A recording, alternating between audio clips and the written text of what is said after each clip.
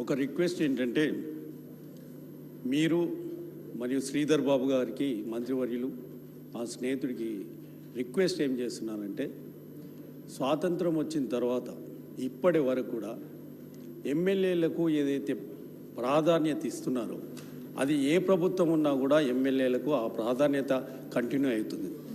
కానీ ఈరోజు గత 2 నెలలు కాంగ్రెస్ పార్టీ అధికారంలోకి వచ్చిన తర్వాత ఏవైతే ఆఫీసర్స్ రివ్యూ మీటింగ్ పెడుతున్నారో ఆ రివ్యూ మీటింగ్లో 10 కోట్ల రూపాయలు ఎమ్మెల్యేలకు ఎస్డిఎఫ్ ఫండ్ కింద ఇచ్చినారో దాంట్లో ఆఫీసర్సు కాంగ్రెస్ కార్యకర్తలతోటి రివ్యూ మీటింగ్ పెడుతున్నారు.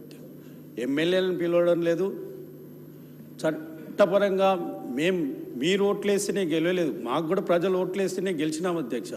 మమ్మల్ని పిలవకుండా రివ్యూలు చేసి స్పెషల్ డెవలప్మెంట్ ఫండ్ కాంగ్రెస్ కార్యకర్తలు చెప్తే వస్తున్నది అధ్యక్ష. నా దగ్గర కాంగ్రెస్ అభ్యర్థికి డిపాజిట్ కూడా రాలేదు అధ్యక్ష.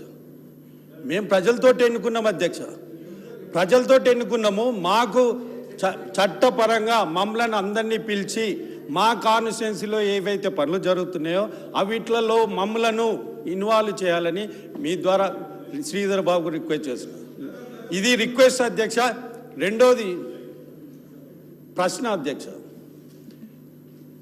ఎన్నో సంవత్సరాల నుంచి జిహెచ్ఎంసీలో ఏ రోజు కూడా ఇటువంటి దారుణమైన ఆర్థిక పరిస్థితి లేదు అధ్యక్ష. ఈరోజు జీతాలు ఇవ్వలేని పరిస్థితి జిహెచ్ఎంసీలో ఉంది అధ్యక్ష. ఒక్కొక్క టెండరు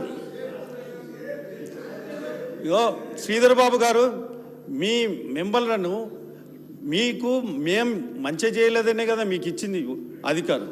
దానికి ఎగతాళి చేస్తే మేము కూడా మస్తు ఎగతాళి చేయొచ్చు. అది కాదు సభ్యత. మీరు ఎన్నోసార్లు మీరు 6 ఎమ్మెల్యేలు ఉన్నప్పుడు కూడా మేము అంతే ప్రాముఖ్యత ఇచ్చినాం, మీకు గౌరవం ఇచ్చినాం. కానీ ఈ విధంగా రన్నింగ్ కామెంట్ చేసి మాట్లాడే వాళ్ళను అడ్డుకునే పరిస్థితి ఉండొద్దు కూడా. అది మీ విచక్షణకే వదిలేస్తున్నాం. జిహెచ్ఎంసీలో 1200 కోట్ల రూపాయలు బకాయిలు ఉన్నాయి అధ్యక్ష. మరియు కాంట్రాక్టర్లు ఈరోజు ఒక్కొక్క వర్క్కు టెండర్ వేస్తే 20 సార్లు కూడా రికాల్ చేస్తున్నారు అధ్యక్ష. 20 సార్లు రికాల్ చేసినా కూడా కాంట్రాక్టర్లు పార్టిసిపేట్ కావడం లేదు. అటువంటి పరిస్థితి ఉన్నప్పుడు ఇప్పుడు మనం కొత్తగా బడ్జెట్ పెట్టుకున్నాము. భట్టి గారు కూడా చెప్దామనుకున్నా లేరు. మంత్రి గారికి ముఖ్యమంత్రి గారు అదే శాఖలో ఉన్నారు. కాబట్టి నేను మీ అందరికీ రిక్వెస్ట్ చేస్తున్నా మంత్రులకు కనీసం 1000 కోట్ల రూపాయలు జిహెచ్ఎంసీకి ఇచ్చి ఆదుకుంటే భవిష్యత్తులో మన హైదరాబాద్ మంచిగా డెవలప్ అవుతుందని కోరుకుంటున్నాను. ధన్పాల్ అధ్యక్ష గౌరవ శాసనసభ్యులు వెంకటేష్ గారు చెప్పింది నోట్ చేసుకున్నాం అధ్యక్ష.